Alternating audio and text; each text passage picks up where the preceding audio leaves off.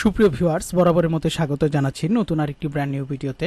আজকের এই ভিডিওতে আমরা ডিগ্রি প্রথম বর্ষ ইসলামিক স্টাডিজ দ্বিতীয় পত্র বিষয়ে চূড়ান্ত এবং শর্ট সাজেশন নিয়ে আজকের এই ভিডিওতে আলোচনা করব। সেই সাথে আপনারা যারা এখন পর্যন্ত degree first year suggestion YouTube চ্যানেলটিকে সাবস্ক্রাইব করেননি, তারা অবশ্যই নিচে থাকা সাবস্ক্রাইব বাটনটিতে ক্লিক করে পাশে আসা বেল আইকনটি বাজিয়ে দিয়ে অবশ্যই চ্যানেলটিকে সাবস্ক্রাইব করে রাখুন। আর অলরেডি যারা সাবস্ক্রাইব করেছেন তাদেরকে অসংখ্য ধন্যবাদ। আমরা কিন্তু প্রতিটি বিষয়ের চূড়ান্ত সাজেশন কিন্তু আমাদের ইউটিউব চ্যানেলে আলোচনা করব, তাই অবশ্যই চ্যানেলটিকে সাবস্ক্রাইব করে রাখুন।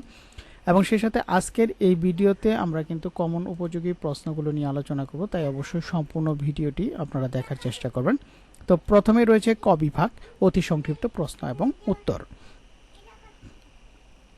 আল কালাম শব্দের অর্থ কি? আল কালাম শব্দের অর্থ বাক্য বা কথা। ইলমুল কালাম অর্থ কি? ইলমুল কালাম অর্থ হচ্ছে তর্কশাস্ত্রের জ্ঞান এবং বুদ্ধিভিত্তিক জ্ঞানশাস্ত্র। আকিদা শব্দের বলতে কি বুঝো? এটি হচ্ছে বিশ্বাস। আকাইদ শব্দের অর্থ হচ্ছে বিশ্বাসসমূহ। আকাইদুন নাসাফি গ্রন্থের রচয়িতাকে আবু হাফস নাজমুদ্দিন উমর ইবনে মোহাম্মদ আন নাসাফি। আল কুরআন কোথায় সংরক্ষিত ছিল? লাউসে মাহফুজে। রিসালাত শব্দের অর্থ কি? রিসালাত শব্দের অর্থ হচ্ছে পৌঁছে দেয়া। আসমানি কিতাব বলতে কি বোঝো? ঐশী কিতাবকে আসমানি কিতাব বলে। কুরআন শব্দের অর্থ কি? পঠিত। তাওহীদের দ্বিতীয় পর্যায় কোনটি? তাওহীদের দ্বিতীয় পর্যায় হচ্ছে আল্লাহর গুণাবলীতে বিশ্বাস। সর্বশেষ নবী কে ছিলেন? সর্বশেষ নবী ছিলেন হযরত মুহাম্মদ সাল্লাল্লাহু আলাইহি সাল্লাম। আসমানি কিতাব কতখানা? আসমানি কিতাব হচ্ছে 104 খানা। আসমানি কিতাব কত প্রকার? 2 প্রকার, যথা কিতাব এবং সহিফা। মালাইকা শব্দের অর্থ হচ্ছে ফেরেশতা বা স্বর্গীয় দূত। জাহান্নাম শব্দের বলতে কি বুঝো? জাহান্নাম শব্দের অর্থ নরক, আগুন, শাস্তির জায়গা। মিরাজ শব্দের অর্থ হচ্ছে ঊর্ধ্বগমন বা সিঁড়ি। কিয়ামতের 5টি আলামত: জ্ঞান উঠে যাবে, মূর্খতা প্রতিষ্ঠিত হবে, মদ্যপান বেড়ে যাবে, প্রকাশ্যে ব্যভিচার চলবে, সুদ ঘুষ জুয়া বেড়ে যাবে। ইসলাম শব্দের অর্থ কি? ইসলাম শব্দের অর্থ হচ্ছে শান্তি। ইহসান শব্দের অর্থ কি? সদ্ব্যবহার বা সৌন্দর্য। কবিরা গুনাহ বলতে কি বুঝো? কবিরা গুনাহ অর্থ বড় অপরাধ, বড় পাপ, মহাপাপ। সিফাতুল্লাহ শব্দের অর্থ হচ্ছে আল্লাহর গুণাবলী। মুনাফিক শব্দের অর্থ হচ্ছে কপট। হাসর বলতে কি বুঝো? হাসর অর্থ সমবেত হওয়ার জগৎ বা মহাসমাবেশ। শিরক শব্দের অর্থ কি? অংশীদারিত্ব। মুনাফিকের আলামত কয়টি? 3টি। আলমে বারজাখ কি? কবরের জীবনকে আলমে বারজাখ বলে। তাওহীদ শব্দের অর্থ হচ্ছে আল্লাহর একাত্মবাদ। তাওহীদ কত প্রকার? 3 প্রকার। ঈমান শব্দের অর্থ কি? বিশ্বাস করা। আশারায়ে মুবাশশারা অর্থ হচ্ছে জান্নাতের সুসংবাদপ্রাপ্ত 10 জন সাহাবী। বনি ইসরাইল কারা? হযরত ইয়াকুব এর বংশধরকে বনি ইসরাইল বলা হয়। জাহান্নাম কয়টি? 7টি। মুনকির নাকির এর কাজ কি? কবরে সওয়াল বা প্রশ্ন করা। ইয়াকিন অর্থ কি? দৃঢ় বিশ্বাস ও আস্থা। হযরত জিবরাইল এর কাজ কি? নবীগণের নিকট ওহী পৌঁছে দেওয়া। তাকবিন অর্থ কি? সৃষ্টি করা ও আবিষ্কার করা। রাসূল অর্থ হচ্ছে প্রেরিত পুরুষ। প্রধান ফেরেশতা কতজন? প্রধান ফেরেশতা 4 জন। খিলাফত শব্দের অর্থ হচ্ছে প্রতিনিধিত্ব করা। খারিজি কারা? সিফিনের যুদ্ধে যারা হযরত আলী রাদিয়াল্লাহু তাআলার দল ত্যাগ করে। সহিফার সংখ্যা কত? 100 খানা। ইমামত বলতে কি বুঝো?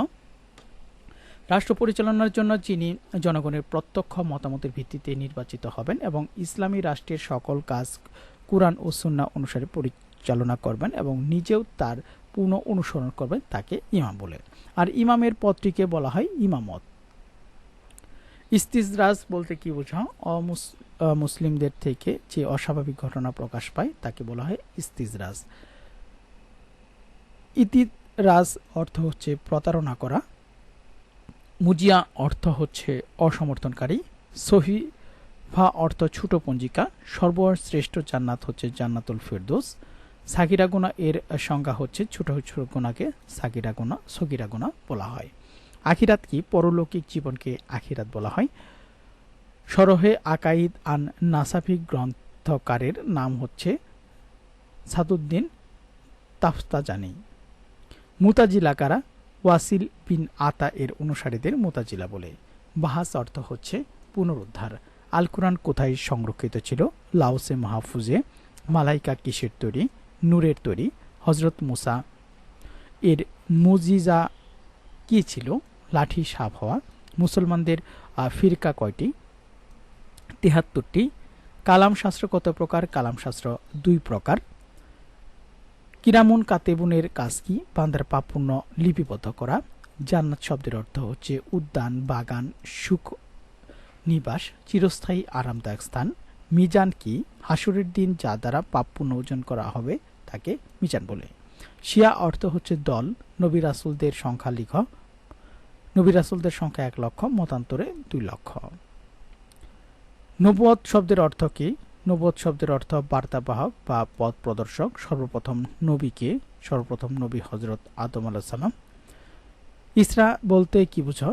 রাসূলুল্লাহ সাল্লাল্লাহু আলাইহি সাল্লাম এর বায়তুল্লাহ হতে বায়তুল মুকাদ্দাস পর্যন্ত ভ্রমণকে ইসরা বলে। ইসরা অর্থ হচ্ছে নৈশ ভ্রমণ। কিয়ামতের অর্থ হচ্ছে দাঁড়ানো বা দণ্ডায়মান হওয়া। তো সুপ্রিয় ভিউয়ার্স, আমরা ক বিভাগের প্রশ্ন এবং উত্তরগুলো দেখে নিলাম। এখন আমরা খ বিভাগের সংক্ষিপ্ত প্রশ্নগুলো দেখে নেব। তার আগে আপনারা যারা এখন পর্যন্ত চ্যানেলটিকে সাবস্ক্রাইব করেন নাই, অবশ্যই চ্যানেলটিকে সাবস্ক্রাইব করে পাশে আসা বেল আইকনটি বাজিয়ে রাখুন। ইলমুল কালাম বলতে কি বুঝো? আল কালামের বিষয়বস্তু আলোচনা করো। কালাম শাস্ত্রের উৎপত্তি সম্পর্কে কি জানো? তাওহীদ বলতে কি বুঝো? শাফায়াত বলতে কি বুঝো? এর গুরুত্ব বর্ণনা করো। রিসালাতের সংজ্ঞা দাও। আল্লাহর একাত্মবাদের প্রমাণ দাও। জীবিতদের দান খয়রাত ও দোয়া দ্বারা মৃতরা কি উপকৃত হয়? আখিরাতের সংজ্ঞা দাও। জাহান্নাম বলতে কি বুঝো? জাহান্নাম কয়টি ও কি কি? মিরাজের গুরুত্ব আলোচনা করো। মিরাজ ও ইসরার মধ্যে পার্থক্য কি? জান্নাত কয়টি ও কি কি? ঈমান ও ইসলামের মধ্যে পার্থক্য কি? বাহাস বলতে কি বুঝো? হাস্য সম্পর্কে সংক্ষিপ্ত লিখো। ইমামের 5টি দায়িত্ব কি কি? নবী ও রাসূলদের সংজ্ঞা দাও। নবী ও রাসূলগণের কার্যাবলীর সংক্ষিপ্ত বিবরণ দাও। রাসূল প্রেরিত উদ্দেশ্যবলী বর্ণনা করো। প্রমাণ করো হযরত মুহাম্মদ সাল্লাল্লাহু আলাইহি ওয়াসাল্লাম সর্বশেষ নবী। কবিগণের নিষ্পাপ হওয়া বলতে কি বুঝো? নবীগণের নিষ্পাপ হওয়া বলতে কি বুঝো? কারমত ও ইস্তিজরাজের মধ্যে পার্থক্য বর্ণনা করো। জান্নাত কয়টি ও কি কি? মিরাজ বলতে কি বুঝো? সংক্ষেপে জান্নাতের বর্ণনা দাও। আসমানি কিতাব বলতে কি বুঝো? আসমানি কিতাব কয়টি ও কি কি? কিয়ামত বলতে কি বুঝায়? তাওহীদে বিশ্বাসের বিষয়গুলো কি কি? ইমামত বলতে কি বুঝো? কিয়ামতের যে কোনো 4টি আলামত বর্ণনা করো। জীবিত গণের দোয়া ও দান খয়রাত দ্বারা মৃতরা কি উপকৃত হয়? এখন আমরা গ বিভাগ রচনামূলক প্রশ্নগুলো দেখে নেব। ইলমুল কালাম বলতে কি বুঝো? ইলমুল কালামের উৎপত্তি সম্পর্কে আলোচনা করো। কালাম শাস্ত্রের লক্ষ্য উদ্দেশ্য সম্পর্কে আলোচনা করো। পবিত্র কুরআন ও হাদিসের আলোকে তাওহীদ সম্পর্কে আলোচনা করো। ঈমান কি হ্রাসবৃদ্ধি হয়? এই বিষয়ে মুসলিম ধর্মতত্ত্ববিদদের মতামত আলোচনা করো। আল্লাহ তাআলা নবী ও রাসূলগণকে কেন মুজিজা দ্বারা সাহায্য করতেন? বিস্তারিত বর্ণনা করো। জান্নাত বলতে কি বোঝায়? পবিত্র কুরআন ও হাদিসের আলোকে জান্নাতের বর্ণনা দাও। রিসালাত কি? হযরত মুহাম্মদ সাল্লাল্লাহু আলাইহি ওয়াসাল্লাম এর রিসালাত সম্পর্কে যুক্তি দাও। রিসালাত কি? নবী ও রাসূলগণের দায়িত্ব ও কর্তব্য বর্ণনা করো। বান্দার কর্মের সৃষ্টাকে এই বিষয়ে মুসলিম ধর্মতত্ত্ববিদদের মতামত আলোচনা করো। সর্বপ্রথম ও সর্বশেষ নবী কে ছিলেন? কুরআন ও হাদিসের আলোকে আলোচনা করো। মহানবী সাল্লাল্লাহু আলাইহি ওয়াসাল্লামের মিরাজ সম্পর্কে লিখো। মুজিজা, কারামত ও ইস্তিজরাজ সম্পর্কে যা জানো লেখো।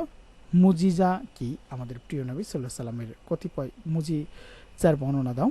কিয়ামত কি? কিয়ামতের বড় আলামতগুলো বর্ণনা করো। পবিত্র কোরআন ও হাদিসের আলোকে কিয়ামতের বর্ণনা দাও। কবিরা গুনাহ কি? ইহা কি মুমিনকে ঈমান হতে খারিজ করে দেয়? এই বিষয়ে ধর্মতত্ত্ববিদদের মতামত বর্ণনা। এবং 17 নম্বর প্রশ্নটি পরকালীন জীবনের একটি সংক্ষিপ্ত বিবরণ দাও। তো সুপ্রিয় ভিউয়ার্স, এই ছিল ডিগ্রি প্রথম বর্ষ ইসলামিক স্টাডিজ দ্বিতীয় পত্র বিষয়ে চূড়ান্ত সাজেশন নিয়ে আজকের এই ভিডিওটি। তো পরবর্তী সাজেশনের ভিডিওটি পেতে অবশ্যই ডিগ্রি ফার্স্ট ইয়ার সাজেশন চ্যানেলটিকে সাবস্ক্রাইব করে পাশে আসা বেল আইকনটি বাজিয়ে রাখুন, যাতে পরবর্তী কোনো সাজেশনের ভিডিও আপলোড করা মাত্রই আপনারা সেই নোটিফিকেশন সবার আগে পেয়ে যান। তো ভিডিওটি যারা এতক্ষণ ধৈর্য ধরে এবং কষ্ট করে দেখলেন তাদেরকে অসংখ্য ধন্যবাদ।